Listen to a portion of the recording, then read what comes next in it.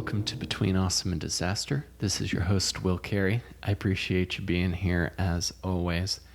And wherever you are, I hope you are having a good day. If you're at work, I might also be at work, and get Chipotle today or get something not healthy because you have definitely earned it. And if you think your boss doesn't appreciate you and you're working hard, you are. And I like the fact that you do that. So just know that it's going to get better. Today on the show, I have comedian Nasser Khan, good friend of mine who I hadn't seen in a while. And it was really good to get to sit down and talk with him. So we'll get right into it today. I don't have too much going on. First of all, depending on when I'm recording this before my show of Tyler Richardson at the Pit, it's probably going to come out afterwards, in which case I want to say thank you to everybody who came out, because I know a lot of people are going to come out, and I want to thank you guys for being there and supporting this crazy dream of mine, because it's one of my favorite things to do is be on stage, and I don't want to forget that. So thank you, and thank you for listening, everyone. And if you like the show, please feel free to tell a friend, and you can subscribe on iTunes. You can rate or review the show. It's a quick way to help me out if you are so inclined. So thank you guys, and let's go to my chat with Nasser Khan.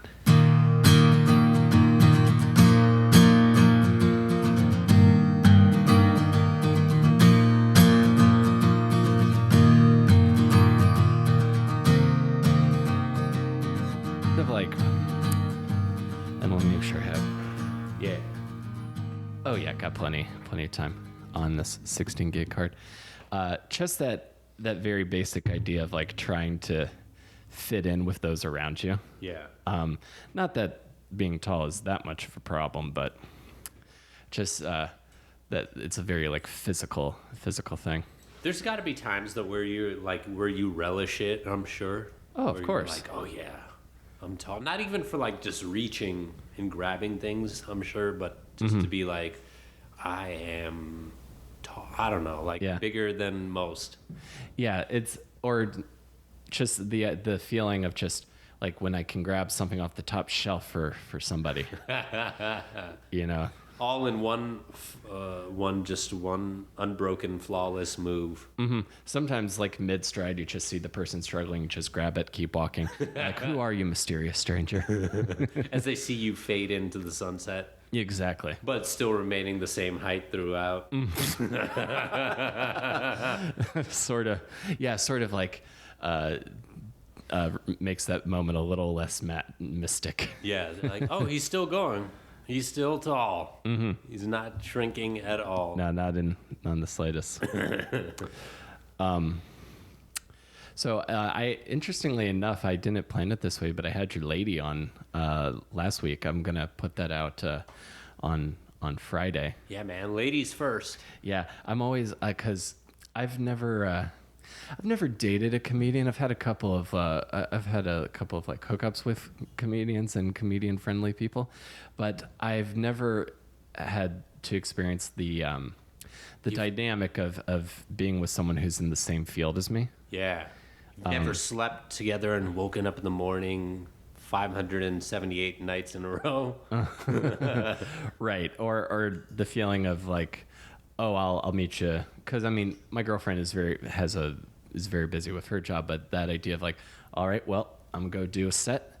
Oh, you're gonna go do a set? Well, I guess I'm gonna go do this open mic. I've never had that. Is there any are there any perils or difficulties in that dynamic?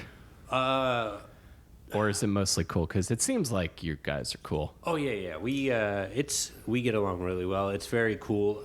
Perils, like, oof, I don't know. Like, sometimes we'll be at the same open mic, and one of us will go up fairly early, and then the other one just has to wait 3 hours for the second person to go up. Yeah.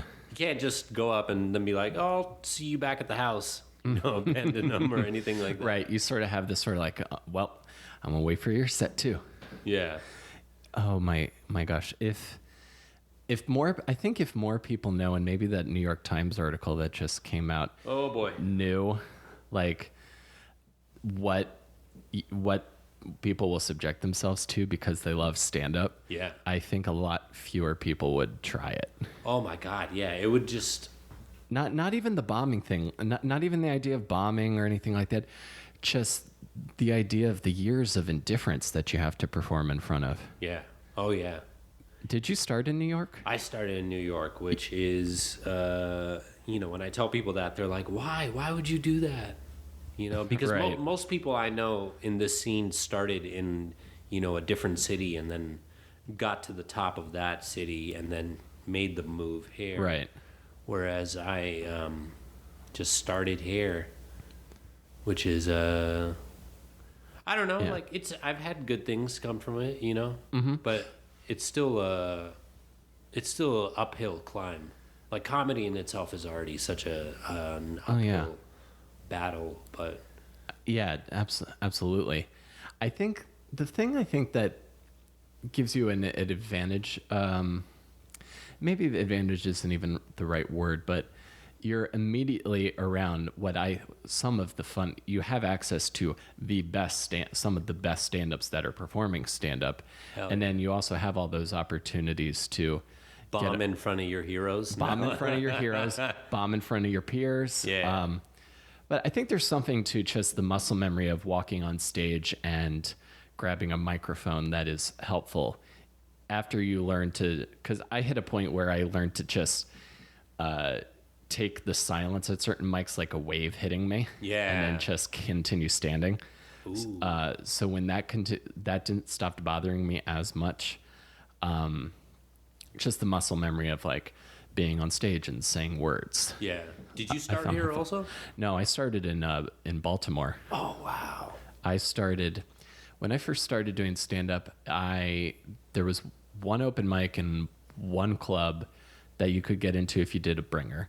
Wow. And the open mic I started at, it was booked, and it had a paid headliner, and had the feel of a real show. But it was it started in the bar of a Damon's Bar and Grill, which is a chain restaurant. Yeah. And it was in Baltimore on a Sunday, so they wouldn't turn the Ravens game off. Oh no. So that's already an uphill climb. Yeah, that's a hell gig and a half right there. So I was starting in that, and what I remember when I would dream about, one day I'll live in New York, and like a couple times like Rory Scovel and Scott Moran came through and headlined that show. Yeah. And I would ask them about New York and stuff. The one thing that I was kind of dreamed of was that I could find crowds that would indulge some absurdity or like, or one-liners and didn't want just like go silly, Yeah. And not just the kind of road stuff that will crush, but is not memorable. Right. If that makes any sense. Yeah, like you'll laugh super hard in the moment, but when you go home that night, you won't remember like what exactly they were talking about. Oh yeah, that relationship joke. Yeah.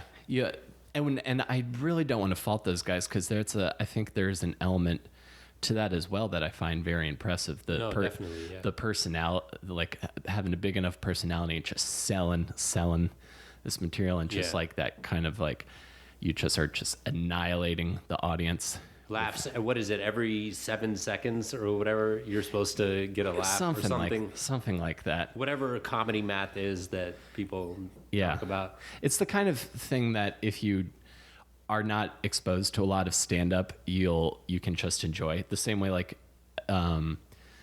blues bar music, like a random bar blues band at a bar, playing like standard 12-bar stuff.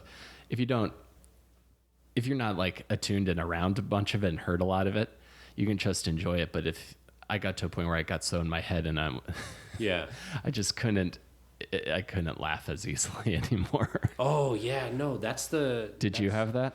I get that way sometimes, like especially with open mics, because it's more I start to see through the joke itself, and I don't allow myself to just enjoy it as like as an audience member. You know what I mean? Like I kind of see the pieces behind it and the frame. I don't know, or maybe I'm just so in my head anyway already thinking Right. about my own stuff. Sure. But see, that's one thing I need to do is I need to become a better listener and just more of like an audience member, regardless of whether it's an open mic or it's a show that I'm at or something. Yeah. But it's so hard in this city. I don't know. To be a better listener. Yeah. I feel like everybody kind of goes into their own world, you know what I mean? I think so. I think a lot of people who move to New York City, and I'm talking about myself especially, there is a certain like idea of what it is, and maybe you play into that a little bit because if you're anonymous around tons of people, you can get. I think it's very easily to get into your own head, especially if you don't want the environment interacting with you too much. Yeah. You're trying to protect yourself at these open mics. They're vicious. Yeah, you're trying to protect yourself, like you're writing your superhero origin story in your head, or I remember Toiled in obscurity for many years. Exactly. Or when I was a bar back and I was walking back to the train at like 4 a.m, listening to like Miles Davis on my headphones in the rain because I was like, no, you listen to jazz in the rain in New York. This is what, and then walking through two guys having a fight in the street in front of a 7-Eleven. Hell yeah. You know, I just sort of like you create your own reality in a way, I think. Yeah. Like my girlfriend is so great about being such an amazing audience member, whether it's a mic or a show. And, you know, I don't know, like, maybe it's that peer pressure thing, too, of like, oh, I don't want to enjoy myself at this place too much. Sure. Or I'll seem like a fraud, whereas, you know, because most people here aren't happy to be here or don't want to be here or don't want to show emotion or something like that. Yeah. It's a sort of like weird pecking order sort of thing. It's bizarre and then I really start to think about that. Like, I definitely feel like there was a time when I was overly focused on or concerned of, oh, I don't know if any of these people like me, and then I'm pretty sure everybody hates me because either no one talks to me at the creek or I'm not on anybody's, or I'm not on a show. Yeah. So I would sort of start thinking like that. And then I started thinking about like, well, the comics that are doing the stuff that I want to do, they just kind of, you know, they have their couple of friends and they're all doing stuff. It's kind of relatively similar stuff to us. It's just at a different level. Yeah. So I stopped like worrying about that as much. Stop trying to please everyone and just, you know, exactly exist in your own, I don't want to say like collective, but just have your own friends and I don't know. Enjoy the moment more. I think so. Yeah. Like you spend a lot of time like worrying on where you're going. Yeah. And then, you know, that this is wherever you're going it's going to happen regardless, but you know, you can at least enjoy the now. Oh yeah. It's important. I need to do that more. I need to be thankful for the moment itself, and not worry too much about, oh, well, I'm not doing enough, or, you know, I'm doing the same stuff, or I'm stuck here, I'm doing this, that, and just, you know, take it for what it is, I guess. Yeah, that's what I try to do. I'm trying to do too. Just having stuff that I do, and then like not freaking out about like if this mythical idea, if I'm doing the right thing or not. Yeah. It'll drive a person insane, you know? I think so. So you started in New York. How long have you been in the city? I'm doing like a reverse chronological order. Hell yeah. I have been here since April of 2014, so I'm coming up on 3 years almost. 3 years. Yeah. Excellent. And so and did you start right when you moved to New York? Yeah, like 3 days after I moved here, I went to my first mic. Great. At Pine Box. I like that place. I've done my one-man show there. Oh, nice. How was it? It was good. There was a couple bands that were there for a gig after me, so they stuck around and watched the show, and they were super nice. And I have this bit where I talk about like common chords in guitar songs, and they were like, yeah, we know what's coming next. I love that. I love that place so much. It's like just a really nice venue. Where do you come from? Because I'm trying to trace how I know you. I remember I can't remember like the first time I met you, but I definitely remember we had a conversation about like stand up the way comics have conversations about stand up, even though I didn't know you super well. Oh yeah, where we have that one thing that we can focus on. Yeah. Like we had some conversation about like, oh yeah, oh man, yeah, doing 20 minutes really means it's a good feeling. Oh yeah. So I can't remember when that was, but where did you grow up? I'm from California, from the Bay Area, and Oh yeah. yeah, I grew up in a town called Walnut Creek, which is like close to Berkeley, maybe about like less than an hour away from San Francisco. Mm-hmm. And I moved around a little bit when I was a kid, but I pretty much spent a majority of my life in that neck of the woods. Right on. Yeah. I've heard Walnut Creek come up. Is that like suburbs? Yeah, very very suburban, kind of turning into like a mall town almost now. Like they have like this big, like Tiffany's, an Apple store sort of downtown area. PF Chang's, if you're into that sort of thing. That is one of the great markers of suburbia. Oh yeah. Is PF Chang's. That's when you're official, man. Once you get a PF Chang's in there, that's when you know as a town that you've made it. Exactly. Yeah. Or that, and for me it was like Red Lobster, or when a Chipotle opened up in the county next to where I grew up. Holy shit. Yeah. People's minds were just blown wide open. That was like a mythical journey every time you had to go there, right? To cross county lines to have to basically go to it. Yeah, you had to go over the bridge to get to where all the good places were. It's a metaphor. Yeah. In Berkeley, did you go into Berkeley a lot? I'm curious what that area is like, because I've heard it described by like Kamau Bell as this like hyper bastion of uber liberal thinking, and I'm curious what the vibe is there. It's like Berkeley's interesting because first and foremost it's a university town, but they also have like frats and sororities and stuff like that. So it's not as like, it is fairly liberal, and as we've read in the news recently, but it's, I don't know, like I feel like there's an element of conservatism to it. I feel like the whole Bay Area has kind of this, like it's a battle between liberalism and conservatism. Interesting. Yeah. I guess that makes sense, because I feel like major population centers like San Francisco or New York or Chicago have that battle. Yeah. Because those cities, to like live quote unquote like normally financially is how I'm gonna phrase that. You have to be like insanely rich. Oh yeah. And that changes you. Yeah. And then you start thinking about the world differently. You're got different priorities compared to your lower income, or like your influx of creative types. Yeah. Or people who are just younger and aren't like on a different level, career level. Yeah, totally. There's that kind of pull. There's kind of that pull behind, like, between old money and new thought, as I like to say. Yeah. And you have people who, like, I feel like a lot of people move to a certain area because they know that's where, like, the heartbeat of liberalism is, and so they want to be a part of it. Just, like a lot of people move here for whatever reason they want to, but I don't know, like I've met a ton of conservative people out there too, mostly wealthy, but some not so wealthy.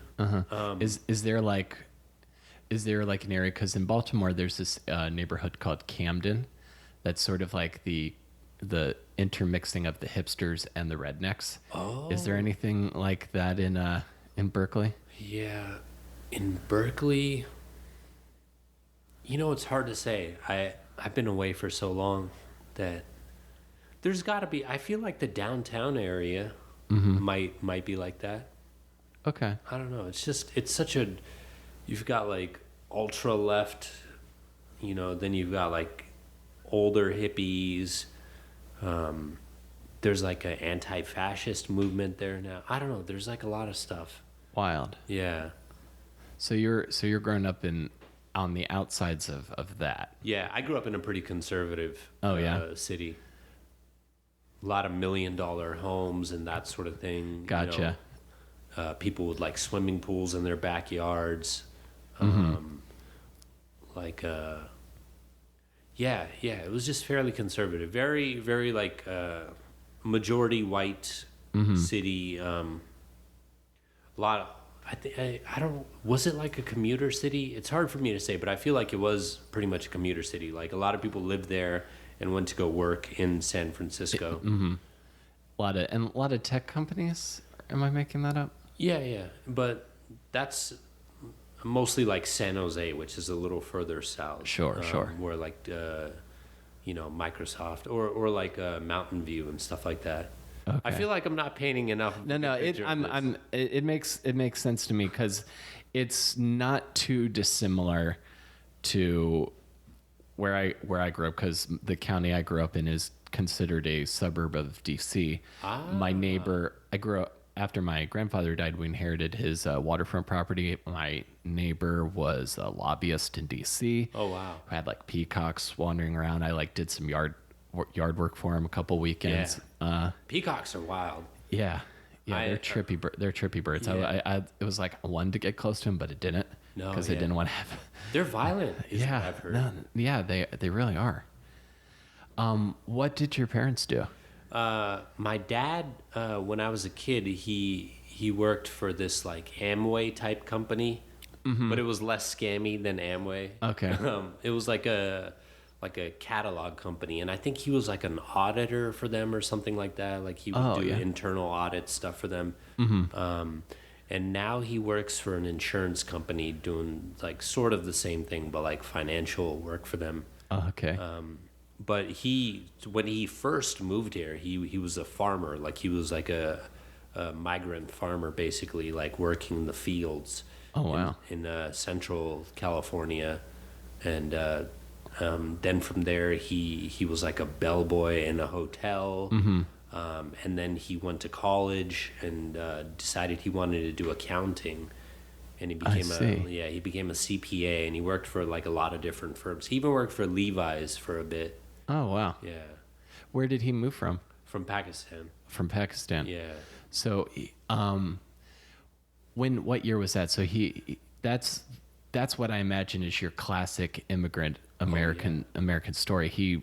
Did he move right to California? Yeah. He landed in San Francisco. He was born in 1947. He came here when he was 19. So 1966 is when he got here. Wow. So he's been here like 51 years now. Wow. Yeah. And I'm guessing that's like the job that was available at the time, and then he's works, gets to school, and then builds something. Yeah. Well, he was a farmer back home too. Like his dad was a farmer. He came from like a tiny farming village, so that was like the one skill that he had at the time. I mean, he still like he learned English over there, and he worked in a textile factory for a little bit, and kind of did like lightweight bookkeeping type stuff for them. But like farming was really in his blood. That was the main thing. And I think that's like one of the only jobs you could really get to if you like moved here as an immigrant at that time. Yeah, I'm trying to. I mean, I'm not super well versed on American history in the 60s, but that it was pretty trippy, man. That story makes sense, bro. Yeah. What did your mom do? My mom's just like a housewife, basically. Yeah. Is she American, or is she from Pakistan as well? Or is she from? I'm sorry. She's from there as well. Okay. Also, yeah. And they met in California? No, they had an arranged marriage. From when they were little kids. They were like, you and you will marry each other. Yeah. And so he came here first, became a citizen. Right. Or he became a Canadian citizen first. Because he lived there for a little bit also. He used to work for Safeway also. Did you guys have that in Baltimore, the grocery store? We didn't have Safeway in Baltimore, but we did have Safeway in where I grew up, which is Calvert County is where I grew up. Yeah. So yeah, I'm very familiar with Safeway. Yeah. So he worked there for a little bit in Canada, and he became a Canadian citizen before he became a U.S. citizen. and that's how he was able to get my mom here through marriage and becoming a Canadian citizen. Oh, wow. Yeah. So she came here in 75, I want to say. Mm-hmm. So he had already been in North America for like 9 years at that point. Oh, wow. Yeah. Nice. Crazy, man. Yeah. And then how old are you? I'm 33, almost 34. Almost By 34. the time you listen to this, my birthday will have happened.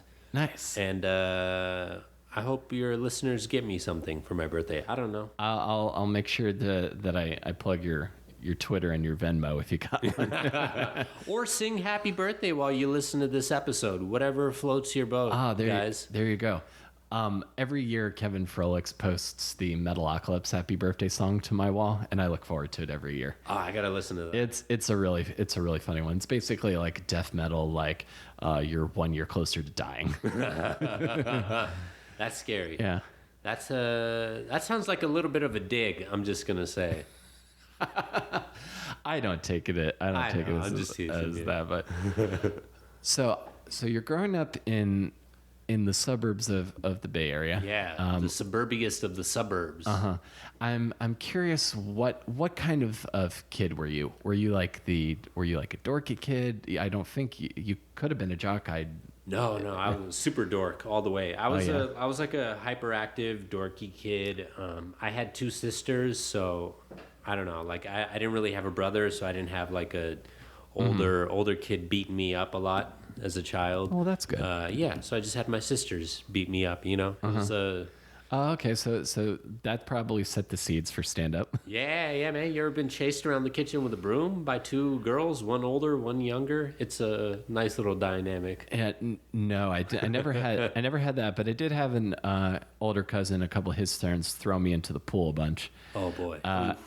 And I was that kid that didn't get that the older kids were going to win regardless. I just kept coming back and getting my ass kicked over and over again. That's a tall guy characteristic. That is a tall guy characteristic. I don't fight, but I can't back down when I have to. Did it take three of them to throw you in the pool because you were so much taller? One of them could pretty much do the job. They all played football. Ah, okay. And I played soccer, but I was overweight. My best friend was Super NES growing up. That's a good friend to have, man.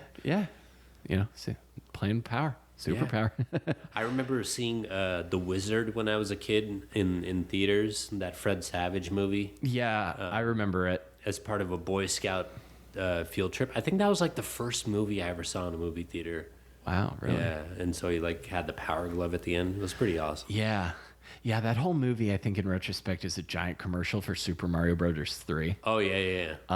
But no one cared. No one cared. If you were a child and you were alive at that time, that was the one movie that you wanted to see. I think so. That's the same way I feel now with like the Lego movies. Yeah. I get the idea that they're a feature-length commercial for Legos, but I don't care because they're actually pretty good. Yeah, they're really fun, and as someone who didn't grow up with Legos, like I had a lot of friends who had them. You didn't grow up with Legos? Yeah, I didn't grow up with Legos. So I watch the movie now, and like there'll be references to stuff that I won't get, but my girlfriend is there to help me out with that sort of thing. So that's good. You didn't man. We can get you some Legos now, I know, sir. please. Can you build me a Lego time machine so I can go back and give myself some Legos or something like that? That would be good. So you're a dorky kid. What kind of a dork were you? Were you a dork for like sci-fi? I was a dork. Music. Yeah, I would read a lot, and I loved comic books, and I loved drawing. So those were like the three thing. Yeah. Nice. What comics were you into? Oh man, when I was a kid, it was Spider-Man. I was really like when I was in my prime. I was like 9 years old, and they had just killed Superman. So that was like the big thing for me. Like I needed to get that graphic novel, The Death of Superman. Yeah, that was a really big one. But I loved like Batman was my favorite overall. Yeah. I was a big fan of the Batman animated series. Oh, the greatest like show one of the ever. best animated series so great ever made. Yeah, it was so good. Did you like the one that came like a year or two later, where they were kind of like the animation was a little like slightly different, but it was like the new Batman adventures, and they had Nightwing in there. I don't think I watched that one. I definitely watched the original that had like the WB that would fade into like the dirigible spotlight. Yeah. I love that one, and I also really loved Batman Beyond. Ooh, that was a good Do you remember that one? Yeah, I didn't watch as much of that one, but I definitely liked it. That one I thought was really cool because I mean, first off, the first episode where they show Batman old and he grabs a gun in the first episode, and that's when they passes the reins. Yeah. There was also this one episode where this guy has this like tabloid journalist has like a belt that allows him to like pass through walls to like see secret conversations. Oh wow, TMZ, eat your heart out. Exactly. But then like he uses it too much, so his body starts becoming like see-through. Also TMZ, eat your heart out. Exactly. And eventually it overtakes him, and the only thing that affects him is gravity, and he just falls through buildings, and he falls through the ground, and Holy then shit. And it ends with Bruce Wayne just saying, well, my guess is that he'll keep falling until he hits the center of the earth. Oh geez. And that stuck with me. Oh my god. I probably saw this. I'm 30. I maybe saw this when I was like 9 or 10. Yeah. And I think about that like periodically. It'll just come into my head. My other favorite thing about Batman Beyond is Henry Rollins, the singer of Black Flag. Yeah. Did a voice of a character called Mad Stan. That's hilarious. That I love. Was he like typical Henry Rollins? He was like, if you've listened to a Henry Rollins spoken word album, it's full on Rollins. He shouts, blow it all up a bunch. Because he was like blowing up a library because he doesn't like knowledge. Oh, that sounds kind of anti what he usually goes for. Well, no, Matt Stan's doing this. Okay, yeah. And then Batman, or the new Batman, has to stop him. Yeah. But I just mean Rollins himself seems like a guy who loves knowledge, so... Oh, Rollins is definitely that guy. I wish I could be... Like, I would love to talk to him someday. Yeah. He strikes me as one of those guys, like, he comes from the world of minimum wage working, and he's like, I want to learn shit. Yeah. And I aspire to his work ethic. I enjoy him. He also seems like a kind of guy who would put you in a headlock and yell at you also. Oh, at the yeah. Same time. Oh, yeah, absolutely. Yeah. One thing I would love to ask him about, he mentioned this on Pete Holmes, is that he went to North Korea. Oh, And wow. he says it took him 3 years to get the visa. Holy Because he has this travel agent that like comes out of retirement specifically for him. Because he's been like all over the entire world. Yeah. I want to know what that was like. Fuck. Because as dangerous as it sounds to be there, there's a part of me that's like, if I lived, that would be the coolest shit ever. Yeah. Just to, and maybe it's something I can say being from a place of relative comfort and safety, but just the idea of like, because it would almost be like living the news. Oh, yeah. It would be uncharted territory, man. You have like no conception of what it would be. Because you have to go there and like you can't go to North Korea and not meet Kim Jong-un, right? Like, you have to, like you would have, like I don't think anybody can just go to North Korea and not, have to Well, go to I the know Royal that Palace or whatever. Yeah, well, I think they still have you on like a state like sponsored tour that you kind of have to that you kind of have to stay on. Yeah. The only way I could see myself, and I'm not saying that I'm trying to or would want to, but if there was like an end to me like meeting Kim Jong Un, it would have to be. I also like the '90s Bulls. Just find out when Dennis Rodman is going there next and become part of his entourage. Yeah. Yeah, I could blend in. I got the height. Yeah. Just be like, oh yeah, he's training me. Uh-huh. So you're a comic book kid. So you're a comic book kid. You have two sisters, and you're in the suburbs. Are you social? Are you insulated in your? Because I know how I was, and I don't know if your town was like this also, but it was very hard for me I couldn't just walk to a friend's house. Yeah. I had to get someone to drive me. Mm-hmm. Were you isolated as a kid, or did you have like? Were you like sociable?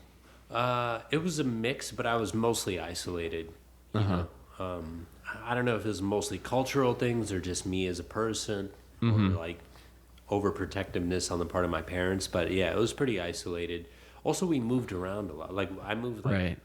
3 or 4 times between the ages of 10 to 15. Oh, wow. Yeah. So you're not like placing down roots in your going into your teenage years. You're hopping around a lot. Yeah, but what's funny is, I grew up in Walnut Creek and I moved away when I was 10, but then I moved back when I was 15. So I was gone for maybe 5 years, and I'd lived in a couple of different places in that period of time. But I was basically reunited with all these people that I had known when I was a kid, but now we were in high school. So that was also pretty weird. Also, it was a lot of like, hey, remember me sort of stuff. Yeah. Yeah.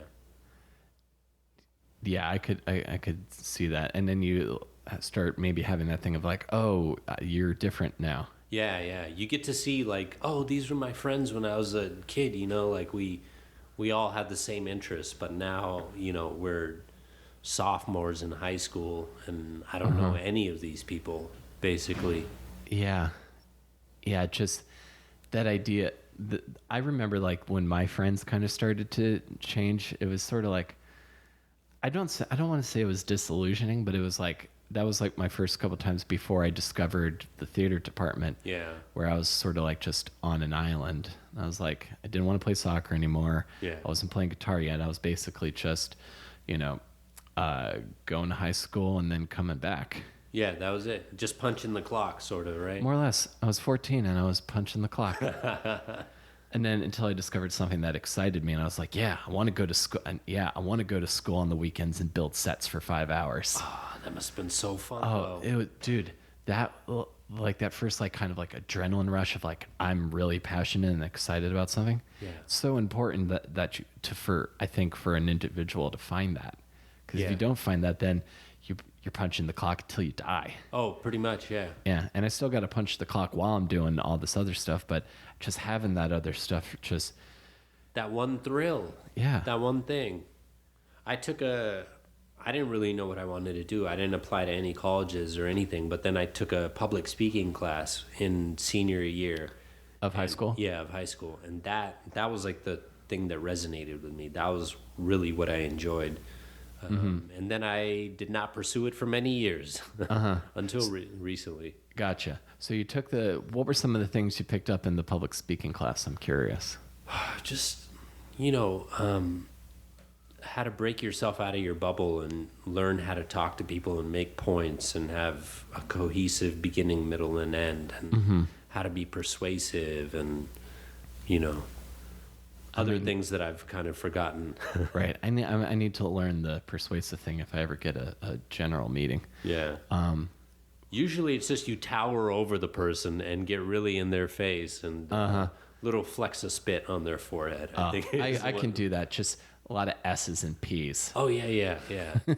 like that Jimmy Fallon sketch where they just bring people on to like eat and spit at each other. Oh no, he does that? He had this sketch. He did it with Alec Baldwin.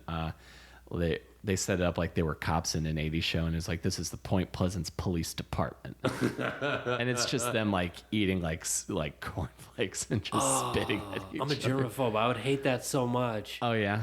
Yeah. If I was going to do that with somebody, I'd want them to floss and like brush their teeth and yeah, there would have to be like really clear boundaries. Yeah. I don't care if it's Alec Baldwin. They would have to. For all I know, who knows what the inside of his mouth is like? I mean, who knows? I don't. Yeah, it's insured for $1 million, I'm sure, but Yeah, I would imagine. Remember when people used to insure like body parts? I remember hearing like Sotheby's or whatever. Yes, I do. I mostly remember with that. I remember reports of like J-Lo insuring her butt. Yeah, or didn't like Marilyn Monroe have like her legs, maybe something like that? Yeah. Here's what I want to know: what happened? What's the next step? Yeah. Say J-Lo has like a catastrophic butt accident. I mean, presumably insurance like pays out in that event. Yeah. But what's the next step? The ER is just like, I'm sorry, Sotheby's is not picking up, so we're just gonna have to go with HMO on this one.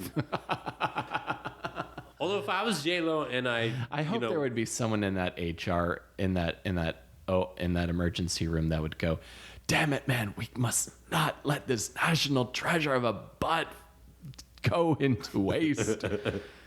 Like get like a real like, just dramatic doctor. Yeah, like that would have to be the last episode of Grey's Anatomy when they bring it in for the series finale. Oh, what if they ended it that way? Do you think their like regular fans would just be so pissed? They were like, "Oh, it was such a great show," up until the point where they just did the J-Lo butt injury thing.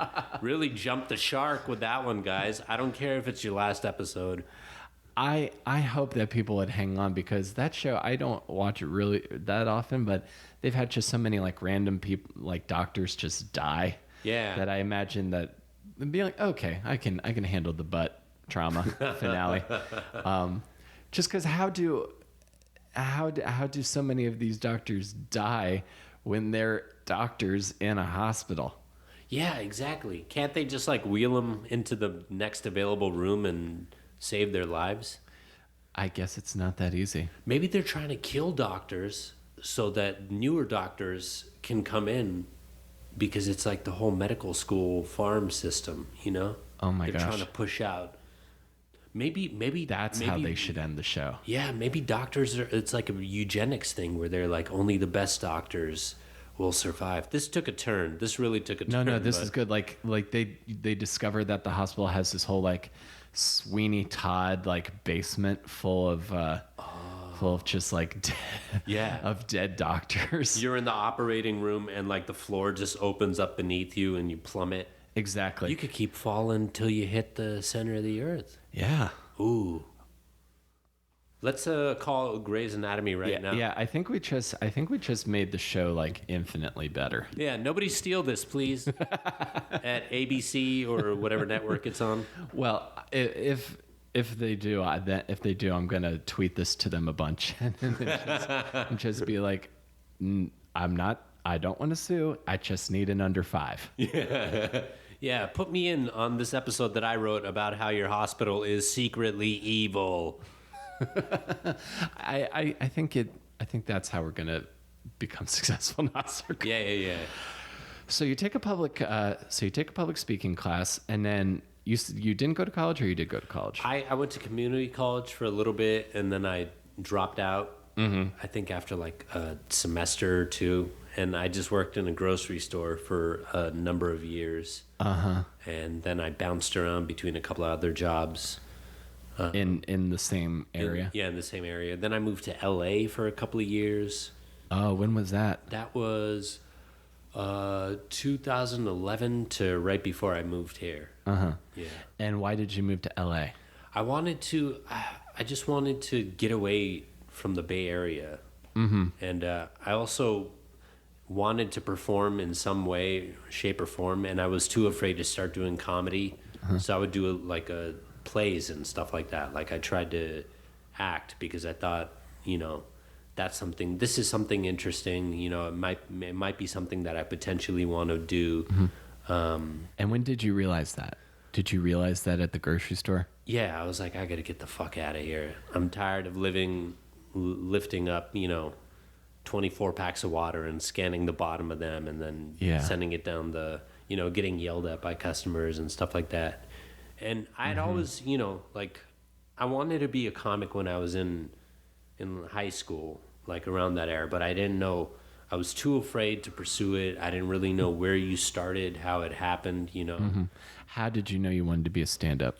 I would watch clips on like dial-up internet of like old Richard Pryor stuff and things like that, like old Eddie Murphy, like very dirty jokes that to me in like the strict like household that I grew up in and like the clean sensibilities I had, it was like this fun thing to watch. Right. Yeah. It was like your sort of like break from your environment. Yeah, and so that was really fun to just see one person being able to tell a dirty joke and just have a room full of people laugh. That was very interesting, and performing was interesting to me too. I didn't know if I necessarily wanted to be an actor, but I knew it'd be something that I could do that might help me become a comedian. Right. This is this is so fascinating to me. You started stand up in New York and you started acting in Los Angeles. Yeah, I did some theater before I moved to LA, but it was like community college theater, which was still fun. But Yeah. What plays did you do? I started in theater as well. I think Kathy did also. Yeah. If I remember correctly. I did. I was in Othello. It's like a background type of where you play like 4 different parts in the ensemble. I was in Comedy of Errors as one of the Dromios, which was really fun. There are photos of me somewhere on the internet just wearing like this amazing, outrageous costume, and I was brown, and my twin was a white guy. He's a very great actor. He lives in Los Angeles now, and so we would have to I would have to lighten my face, and he would have to slightly darken his face so that we would be on the same. Because we were supposed to be twins, but we were like 2 different ethnicities, and so like it was just this weird, like, I don't want to say brown face or white face or something, but it was kind of like a lot of blending went into it. Right. A lot of like natural, like number 2. Yeah, It's just yeah. Like, all right, let's just blend it in.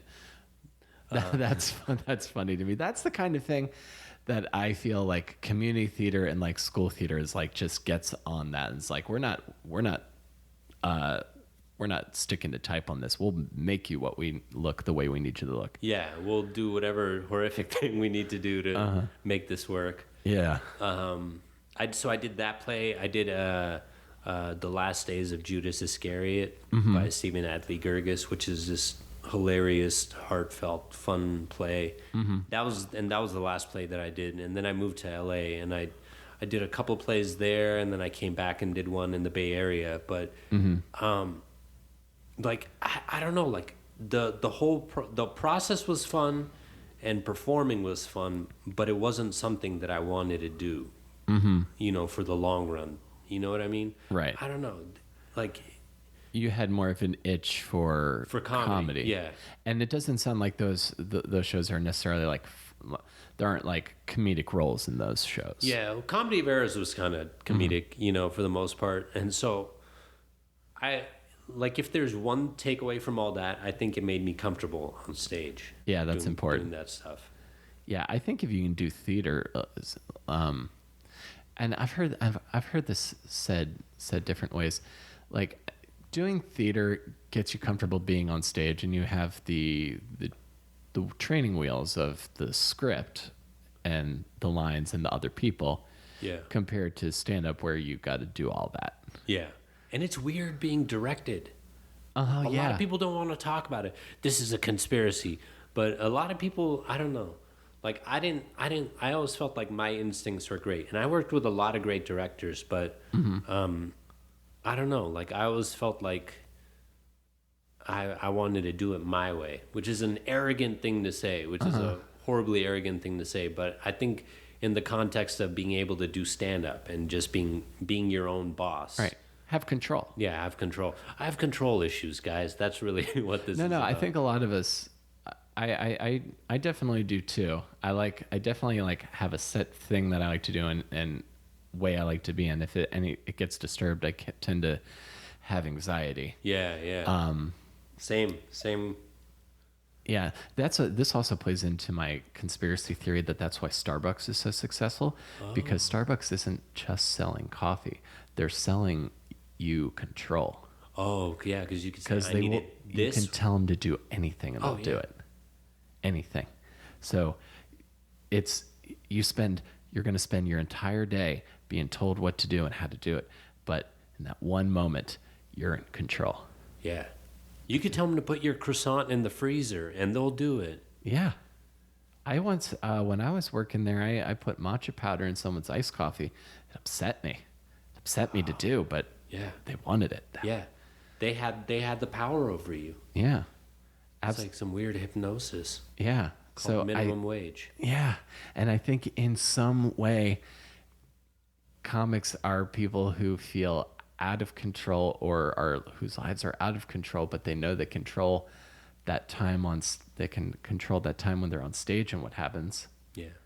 And they can, even if someone heckles, they can control their reaction to that. And how they handle that.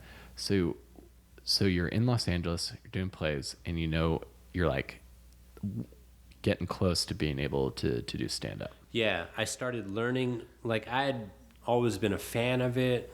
I knew certain comedians followed their work. Like who? Like, I don't know. Because I love Richard Pryor. Yeah, Richard like Live Pryor on the was great. Sunset Strip is one of the best stand-up sets ever. Yeah. When I was in my early 20s, I really loved him. I loved Carlin. I was into Bill Hicks for a few years. Yeah. Just like every young comedian for the most part. I think. Like I read the biography and all that stuff. Mm-hmm. Bill Hicks, I think it is and maybe this is not a popular thing to say. I think it is very important to know and understand and appreciate Bill Hicks. Yeah. But not try to be him. Oh no, yeah, definitely do not emulate. So many people do though. I know, like so many, like the edgy truth stereotypes. I've talked about this with people before. Like I love like Richard Pryor and Bill Burr and Patrice O'Neill. Yeah. But I think a lot of comics who try to be like them, and these are usually these are more often than not the people that are like regaling against the PC culture and what have you. Yeah. They are missing the nuances of what I think makes those jokes work for those people and have it not come off as either like either like racist or like or offensive. Yeah. Some people will still interpret it that way, but Bill Burr, if you really think about him, is an insane person, and he doesn't shy away from the fact that he's an insane person who hasn't done the research. Yeah, no, he says both of those things. Yeah. And Patrice, I haven't watched as much of his stuff, but even beneath like some of his material that might be more like considered misogynist or sexist, there's like he's at least also open about why he thinks that way. Yeah, he was probably like the most honest comedian of his time. I think so. I'm afraid I can be honest about a lot of stuff. There's some stuff I still can't, or if I can, I don't know how to make it funny. Yeah. Yeah, like I didn't agree with a lot of what he said, but he was still very funny. Mm-hmm. And very honest. And yeah, I don't know, like do you feel like you'll get to that point? Like you'll learn the tools to... I think it's a combination of that, and there's also a little bit of I still give a fuck in a weird way. Yeah. I'm maybe like, if we're talking about not giving a fuck, I'm maybe at like a 70 or 60%. Yeah. I think once you hit the full 100%, that's where you get to that. Yeah. And those guys also, at least I'm Bill Burr, I'm going to say a comment about Bill Burr, didn't start like that. Oh no. Like I was talking about this with someone, like I like offensive jokes, and I love like dirty jokes about sex and race even, and I can laugh at stuff that I know in my head is like, well, I wouldn't say that to someone in real life.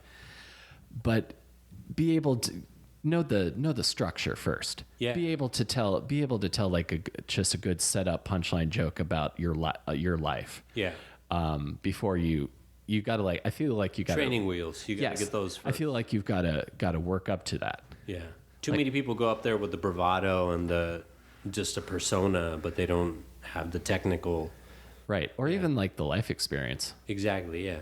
Like whenever like if you see someone like really young who's also super angry, I'm like, you're 23, man. Yeah.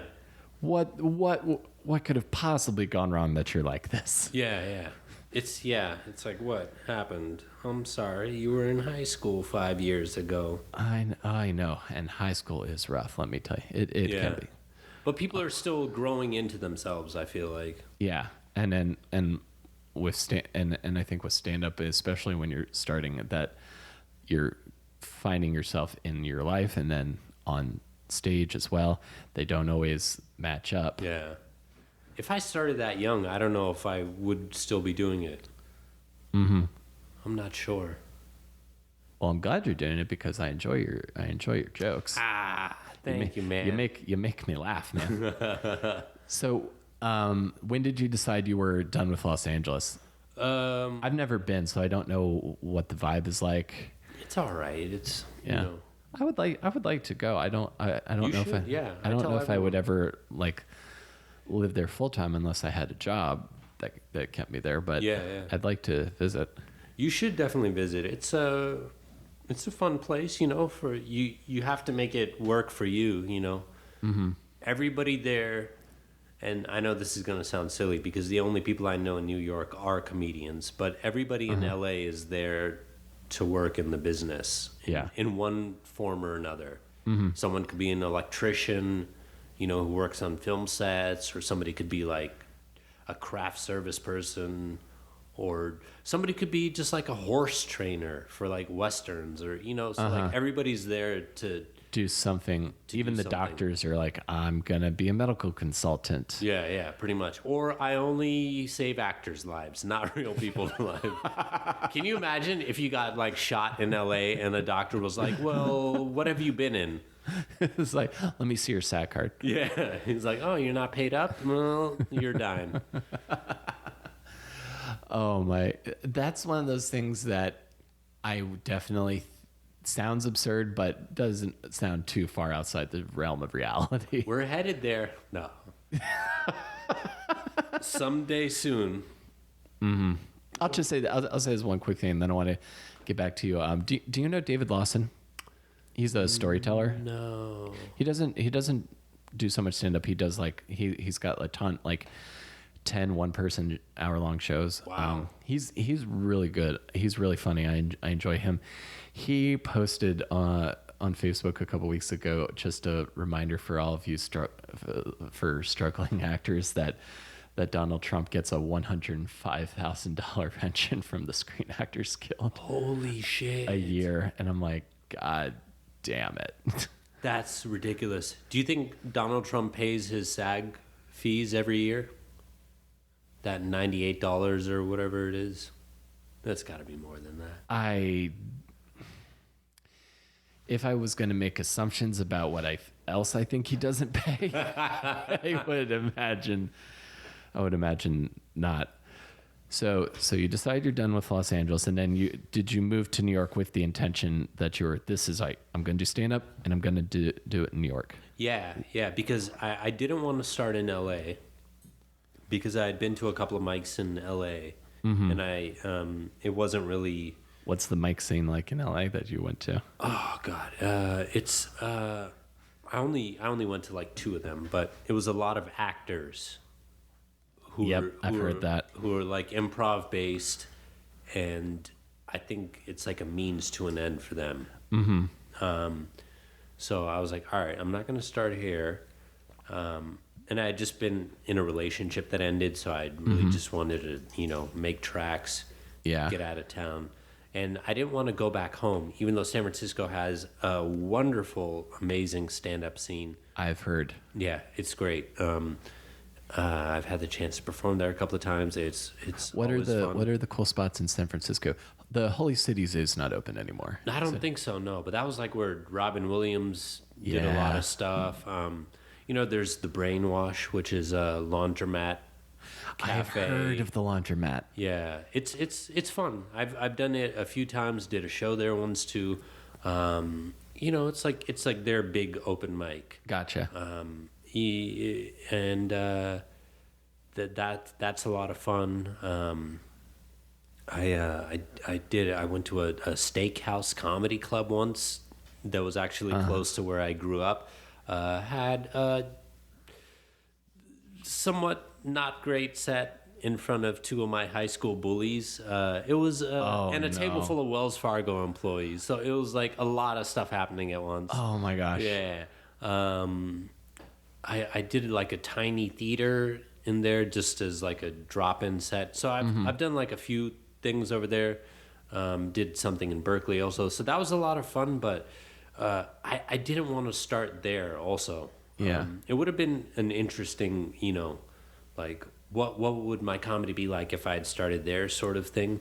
But that would have involved like I have to go move back home and live with my parents and do comedy. And the comedians that I really looked up to, all said New York was the place that you should go. Yeah. Because that's where you'll get better quicker. And I don't know if that's true or not necessarily, but I'm very happy with all the decisions that I've made that led me here to this point.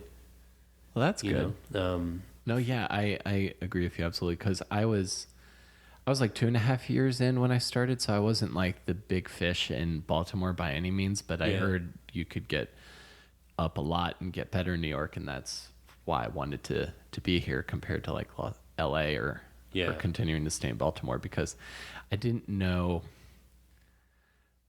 It's like I want to do like, I'd love to do road stuff, but I feel like there's a certain cachet from being able to say you're from New York or something. Oh yeah, something to that effect. I don't know if that's true, but it's definitely the place where I've like met people and produced my own stuff, because I wasn't producing stuff in Baltimore. I was just kind of trying to get up as much as possible and like be able to be competent. Right. Just to learn the technical side of it, sort of. Mm-hmm. Yeah. And I'm still. I mean, this October will be 10 years of doing stand up for me. Hey, congratulations, man. Thanks. So I'm now at a point where I'm actively thinking of, okay, how do I make money doing this? Yeah. And not in a like I'm super thirsty and bugging people for like, how do you get on Conan or how do you get on Comedy Central? I'm just thinking like, okay, how do I get a college in like the Midwest to like give me and maybe two other people some money, and we could call ourselves like the blah-de-blahs of comedy. Because people complain about like the colleges are like super PC now. Yeah. But that's a decent way to make a living. If I mean, it's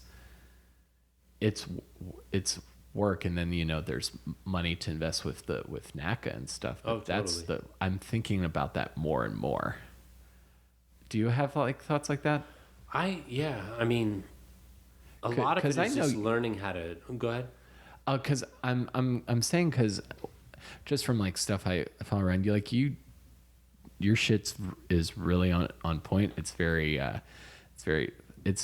thoughtful and also very punchline heavy and you're not going to ruffle too many feathers usually, I think, with your stand up. Oh, thank you, man. I don't even know what I'm doing up there. Oh man, sometimes I don't either. I'll do like a month of working on like four bits, and one of them I'm always concerned about, like I'm always concerned of like, can I pull this off or are people going to think I'm an asshole? Oh yeah. A lot of my focus, I don't know if you think about this, a lot of my focus is how do I be funny and also not be a dick on stage? Right. Walk that like fine line. Yeah. Or if you are going to be a dick, have people know who you are, just so they know it's kind of like a put on, or I don't know, just have like a starting point where people are automatically going to think like, oh, he's not an asshole. He's just It's or say something. Yeah, or say something just so incredibly stupid that you go, there's no way he can really think that. Yeah. I love doing that. Like anytime I say something questionable, I like to just continue going on and on about. Just take it to a completely absurd level. Yeah, where they're like, "Oh, he doesn't mean it." Yeah. Or have the argument that they would have in their own head. Oh yeah. About it. where you just sort of like, where just sort of like punchline is like, yeah, that is problematic. I'll be like, I agree. Yeah. No, I understand where you're coming from. I feel the same way. It's like doing a commentary on my own abilities as a joke writer. Yeah. I like that. I like that self-referential stuff. I think it shows that you're a human. Yeah. They're like, oh, he's a real person. He's not just a robot on stage. Yeah. Regurgitating the same jokes or something. I don't know. Mm-hmm. I like being a human being on stage. Yeah. It also shows like, hey, this is who I really am, because I think it seemed to me, and maybe correct me if you have a difference of opinion, I think a lot of the specific jokes that get brought up whenever there's like a article or a conversation about is this too far in, is this subject, or is this okay to say in stand up, it's always coming from people that are not the same person as they are on stage. Like, Anthony Jeselnik is not who he really, that's not who he is as a person. Yeah. So I like doing that. If I say something that's kind of fucked up, I like trying to show who I really am as a person. On stage While I say it. I'm not overly concerned with developing a persona. I'm just trying to be myself. Right, because then it's disingenuous to who you are. Yeah. And then you kind of have to like balance both of those things. You're like, well, I have to keep this persona alive now. Yeah. I think of the same way like when I deal with hecklers, because it's like I've got to like address them in a way that doesn't like A, ruin the show, and B, make the audience hate me. Yeah. I don't know. Yeah. What's your tried and true? Well, something I did recently, and I talked to Chris Calogero about it. Love that guy. Love that guy too. There was this Russian guy at my monthly show, and he wasn't heckling me. He was just sort of loudly responding to each one of my jokes. Like, it wasn't malicious. I've dealt with malicious, not as a comedian, but as a door person at a comedy club. So I just sort of was like, I sort of like did the, I hope you're not going to continue to do that through the entire show. Like, it just went like full, like, exhausted dad / school teacher on him. And that seemed to work for a while. Yeah. And then he feels guilty. Yeah. Or a lot of times if it's like, if someone tries to heckle me or throw me, I'm really good at the judo effect. Exactly. Just to kind of acknowledge what they say and then not let it bother me. And a lot of times I think if people know that it doesn't bother you, then they'll silencio. Teflon, baby. Just bounces right off. Yeah. That's what I think that's what you got to try to be. Yeah. I don't know if I'm making any sense, but yeah. So let me ask you this, just to try to put a bow on this. What do you want to do next? Like, what's something that you want to do in comedy, or something creative you want to do?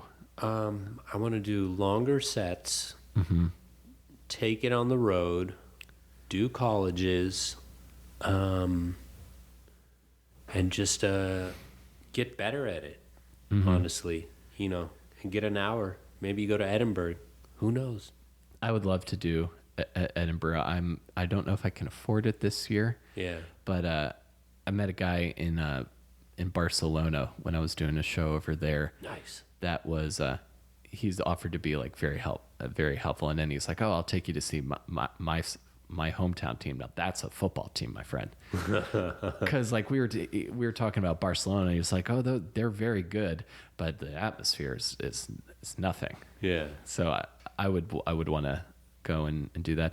I want to do colleges too, man. Yeah. We should figure out a way to do that. I feel like I'm too old to do like. Don't they want every comic to be like 23 years old, like freshly at? I'm like a old looking person. Don't look that old. I've read a couple of I've read about this a little bit. Here's what I'm thinking. I know you, me, and there's at least one other person in our friend circle that could if we could, three of us do like a really tight, clean 15 minutes and then just talk to college kids about life for another 15 minutes. So that's an hour. Yeah. Even though we're not like clowns per se, I still think that we can relate to people that are younger than us. Yeah. Do you have to wear clean for that stuff? For college shows, yeah. Now I think so. Or even if you don't, it could. If some colleges might not want to book you, depending on what you talk about. Like, I read this one article with this guy. I can't remember his name. He lives in Los Angeles. Who does a lot of is pretty big on the college market, and he'll wear like a lot of super bright clothes, and he keeps it very clean. But they were also saying, one of the student activities people from this one school, this comic did a bit about like the sassy black friend, and they said that wouldn't work for us. That could be problematic. But part of me was like, well, I could just dig up my one-liners from my first couple of years. Yeah. Polish them off and... Yeah. So we should try to think of doing that. Yeah. Because Lord knows I want to get something else going. Yeah. At least there are so many different things to do also. I feel like a lot of different venues. I agree. I also would like to have my first stand-ups. I know someone else has had an animated stand-up special, but I would really love to do that. But I want to have the first anime stand-up special. I want to get like Studio Ghibli. Oh, yeah. Yeah, that would be so fun. Yeah. So, all right. So cool. So this is what we're leave this with. So we're gonna get you some Legos.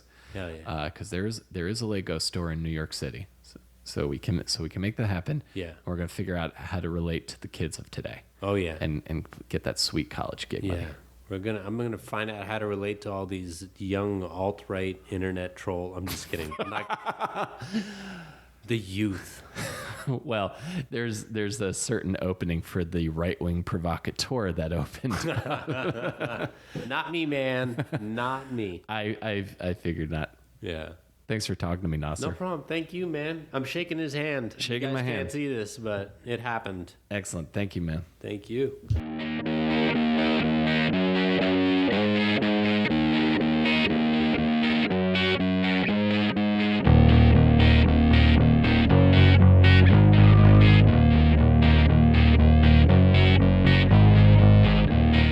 All right, folks, that's the show, and happy birthday to Nasser.